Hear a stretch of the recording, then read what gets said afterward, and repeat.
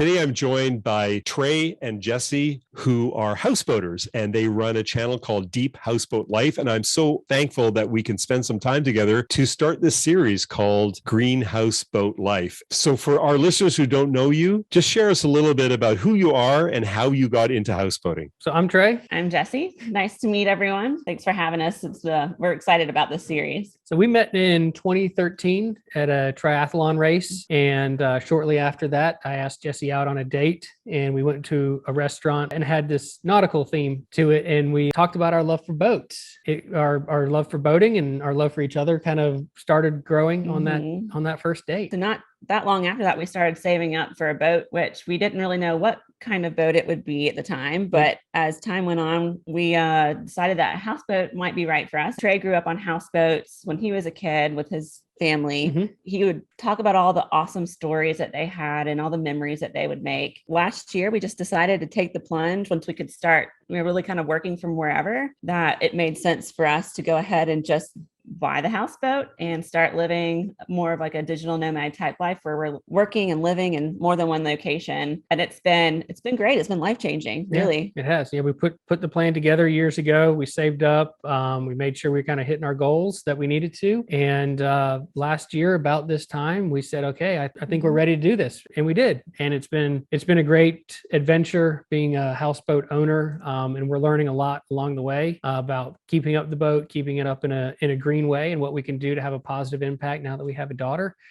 positive impact on the environment around us. Now, all of that's busy enough for folks, but you also decided to start Deep Houseboat Life. Tell us about what that is and why you started it. So we were a little bit frustrated with kind of the lack of information about houseboating in general, whether it be how to go about buying your houseboat, what to look for. I have experience being on a houseboat and making those memories, but not a lot of people had documented those. So it was very hard to articulate that to Jessie. I had never stepped foot on a houseboat until we started houseboat shopping. So I had no clue really like what I was getting into. And I would look for any kind of information I could find on the internet of like what it was like living on a houseboat. And there seems to be a bit of a learning curve with most wonderful hobbies. You know, when you're getting into something new, there's just so much to learn. And I couldn't find enough information. There's information out there, but there was never really like one go-to source. And it's not necessarily that we're trying to be that one go-to source, but we really just want to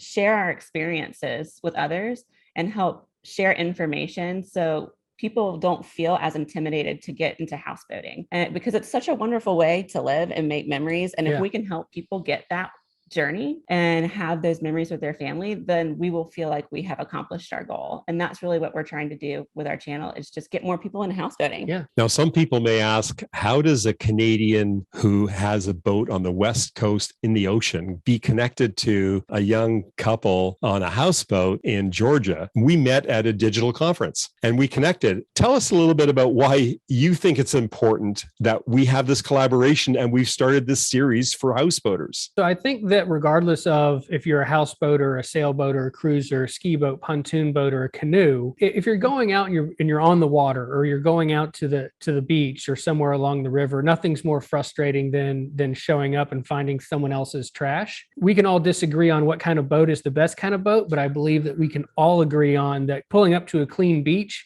is a lot more enjoyable than pulling up to a dirty beach where someone else has left their trash. It's such a simple task. We take the trash out at our home. Why would we not take the trash out when we leave where we've been on the lake? And it not only affects just the next person that may come to that beach, but think of if there's any pollution in your lake and the local economy and the people that have kind of built their lives around the lake, you're now affecting them. And so there really is a ripple effect from the lake to the economy, to the river, and to the ocean. And it starts with just a simple task of just picking up your trash. We're not trying to reinvent the wheel here. We're just trying to pick up your trash. Have you seen with other houseboaters that they are concerned that there is a sense in the houseboating community that to be a little bit more aware of eco-friendly practices, that's actually something they're concerned about? Yeah, I think so. Absolutely. We're part of a couple of Facebook groups for houseboaters and liveaboards in particular. So people who live on their boats, full-time, part-time, that really kind of feel a sense of ownership over the lake. And like that's your front yard, your backyard, your side yard. That of is your atmosphere that you live in, right? Your ecosystem. Some of the conversations that we've seen is that people are very concerned about the trash that goes into the lake, whether it's on the beaches or it's somebody dumping from their boat that they live on. That stuff not only stays in our lake, but it can also go down the rivers and into the ocean. I am a bit of a newbie boater, where Trey's more seasoned. I think he probably has a better grasp on how to really have like a greener boat, where I'm newer on that journey. I do things in my day-to-day life that I could probably transfer over to my boat life. So simple little behaviors that I can do today to get 1% better. There's definitely an awareness in the houseboat community about green boating. But I do think, someone like me who's newer to boating, I could probably get 1% better each time that I go up to the boat. Yeah. And I think we're definitely seeing that amongst the groups too, is houseboats a very friends and family type of community. And you want to bring your friends up to an area that's clean, and you want to leave behind for your children and grandchildren an area that's clean as well, whether it's clean from trash, clean from chemicals, clean from just unsightliness. And I think that's a big part of the community that everyone can get around. For those of you who would like to connect with Trey and Jess at Deep Houseboat Life, we are going to share a link below in the description. So please join their community and learn about all things green houseboating, as well as about houseboating tips. You talked to me earlier before this session about how the houseboat industry actually went through a bit of an economic crisis. And as a result of that, the houseboats that are mostly out on the water and people are buying are used and aren't necessarily green. That presents its own set of challenges, doesn't it? There are things that we're seeing now where eco-friendly thought process is going into, and it's trickling down into the boating community as a whole. Boats have always been seen, and they still are a luxury item. It's not a necessity, but it's really exciting to see green products coming to the boating market. We want to be green, not just for the sake of being green, but so that we can get more enjoyment and actually even safety out of our boat. So if we have a better, more efficient battery bank for inverters, we're not running our generator, which is A, saving gas, and B, not putting out carbon monoxide. Using green boat products when we're cleaning the boat so that we can go swimming afterwards, because you want to clean it in the summertime. It's hot. The greatest way to clean off after you wash the boat, go for a quick dip, and you don't want to be swimming in any of those harmful chemicals as well. So what are some of the things that we can look forward to in this series? Some of the little things that the houseboaters can do to be a little more eco-friendly. We're excited to share some of the things that people can just implement today from the get-go. Like, you can just make that decision.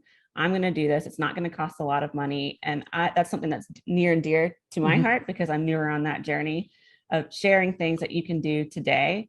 And I think Trey's excited to share some of our more long-term plans on some of the bigger ways to make a bigger impact on how we can change our houseboat to be a greener houseboat down the line. Yeah. And just like we saved up for our boat, we're still very much on a budget. So we want to do things that are cost effective from the get-go, whether it's just how we get to the boat and to how we spend time on boats. So we're excited to share that with you, because it doesn't have to be expensive. In most instances, it can actually be free. Trey, Jess, thank you so much for being part of this journey and for sharing your lives and your experiences. I look forward to these series of videos that you're going to be talking about how to become a green houseboater. So thank you so much. Thanks for having us. And we're really looking forward to sharing our tips. Bye. The way. Bye.